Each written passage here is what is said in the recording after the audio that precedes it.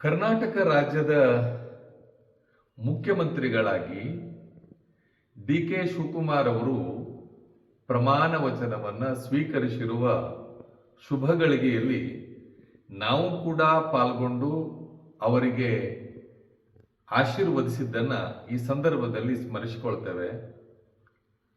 ಬಹಳಷ್ಟು ಖುಷಿಯಾಗಿದ್ದೇನು ಅಂತಂದ್ರೆ, ಮಹಾ ತಪಸ್ವಿ, ಮುಕ್ತಿ ಮಂದಿರದ ಮಹರ್ಷಿ, ಶ್ರೀ ರಂಭಾಪುರಿ ಲಿಂಗೈಕ್ಯ ಜಗದ್ಗುರು ವೀರ ಗಂಗಾಧರ ಅಜ್ಜಯ್ಯನ ಹೆಸರಿನಲ್ಲಿ ಡಿ.ಕೆ. ಶಿವಕುಮಾರ್ ಅವರು ಪ್ರಮಾಣ ವಚನವನ್ನು ಸ್ವೀಕರಿಸಿರುವ ಶುಭ ಗಳಿಗೆಯನ್ನು ನೋಡಿದಾಗ ತುಂಬಾ ಸಂತೋಷ ಆಯಿತು. ಅಜ್ಜಯ್ಯ ಅಂತ ಹೇಳಿ ಬಾಯಿ ತುಂಬ ಕರೆದು, ಬಹುಶಃ ಎಷ್ಟು ಶ್ರದ್ಧೆ ಅಂತಂದ್ರೆ, ಇತಿಹಾಸದೊಳಗನೆ ಗುರುವಿಗೆ ನಮಸ್ಕರಿಸಿ ಪ್ರಮಾಣ ವಚನವನ್ನು ಸ್ವೀಕರಿಸುವ ಆ ಸಂದರ್ಭ ಎಲ್ಲರಲ್ಲಿಯೂ ಕೂಡ ರೋಮಾಂಚನವನ್ನು ತರುವಂಥದ್ದಿತ್ತು.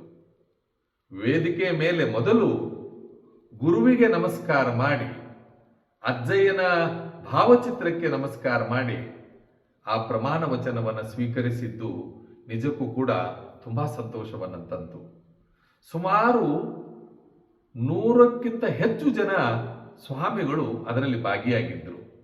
ಎಲ್ಲ ಸಂಪ್ರದಾಯದ ಸ್ವಾಮಿಗಳು ಈ ಪ್ರಮಾಣ ವಚನದಲ್ಲಿ ಭಾಗಿಯಾಗಿ ಅವರಿಗೆ ಹರಿಸಿ ಹಾರೈಸಿರುವ ಸಂದರ್ಭ ಇದೆಯಲ್ಲ, ನಿಜಕ್ಕೂ ಕೂಡ ಅವಿಸ್ಮರಣೀಯ. ಜೊತೆಗೆ ಬಹುಶಃ ಬಹಳಷ್ಟು ಮುಖ್ಯಮಂತ್ರಿಗಳು ಪ್ರಮಾಣ ವಚನವನ್ನು ಸ್ವೀಕರಿಸಿದ್ದಾರೆ. ಇತಿಹಾಸದಲ್ಲಿಯೇ ಮೊದಲು ಅನ್ಕೋಬೇಕು, ಇಷ್ಟು ಜನ ಒಬ್ಬ ಧಾರ್ಮಿಕ ಪರಂಪರೆಯ ಎಲ್ಲಾ ಸ್ವಾಮಿಗಳ ನಡುವೆ ಪ್ರಮಾಣ ವಚನವನ್ನು ಸ್ವೀಕರಿಸಿರುವ ಏಕೈಕ ಮುಖ್ಯಮಂತ್ರಿ ಅಂದ್ರೆ ಡಿ.ಕೆ. ಶಿವಕುಮಾರ್ ಅವರು. ಒಂದನ್ನು ನಾನು ಹೇಳಲಿಕ್ಕೆ ಇಚ್ಛೆ ಪಡ್ತೇನೆ, ನೀವು ನಿಮ್ಮ ಅಧಿಕಾರದ ಅವಧಿಯೊಳಗೆ ಎಲ್ಲರಿಗೂ ಕೂಡ ನ್ಯಾಯವನ್ನು ಕೊಡಿಸುವ ಕೆಲಸ ಆಗಬೇಕು. ಎಲ್ಲರೂ ಈ ಭಾರತೀಯ ಪರಂಪರೆಯನ್ನ, ಕರುನಾಡಿನ ಇತಿಹಾಸವನ್ನ ಎತ್ತಿ ಹಿಡಿಯುವ ಕಾರ್ಯ ನಿಮ್ಮಿಂದ ಆಗಲಿ ಅನ್ನೋ ಮಾತನ್ನ ಹೇಳ್ತಾ, ನಮಗೆ ಆ ಸಂದರ್ಭದಲ್ಲಿ ಬಂದು ಭಾಗಿಯಾಗಿ ನಿಮಗೆ ಹರಿಸುವ ಒಂದು ಭಾಗ್ಯನೂ ಕೂಡ ನಮಗೆ ವೀರಗಂಗಾಧರ ಅಜ್ಜಯ್ಯ ದೊರಕಿಸಿಕೊಟ್ಟಿರುವುದನ್ನ ಈ ಸಂದರ್ಭದಲ್ಲಿ ಸ್ಮರಿಸ್ತಾ, ನಿಮಗೆ ಒಳ್ಳೆಯದಾಗಲಿ ಅಂತ ಹೇಳಿ ಶುಭವನ್ನು ಹಾರೈಸ್ತೇವೆ. ಒಳ್ಳೆಯದಾಗಲಿ. ಜೈ ಗುರುಶಾಮ್. ವೀಕ್ಷಕರೇ, ಹುಕ್ಕೇರಿ ಹಿರೇಮಠದ ನಿರಂತರ ಅಪ್ಡೇಟ್ಗಾಗಿ ಹುಕ್ಕೇರಿ ಹಿರೇಮಠದ ಯೂಟ್ಯೂಬ್ ಚಾನಲ್ ಅನ್ನು ಲೈಕ್ ಮಾಡಿ, ಸಬ್ಸ್ಕ್ರೈಬ್ ಮಾಡಿ ಹಾಗೂ ಪಕ್ಕದಲ್ಲಿರುವ ಬೆಲ್ ಬಟನ್ ತಪ್ಪದೇ ಕ್ಲಿಕ್ ಮಾಡಿ.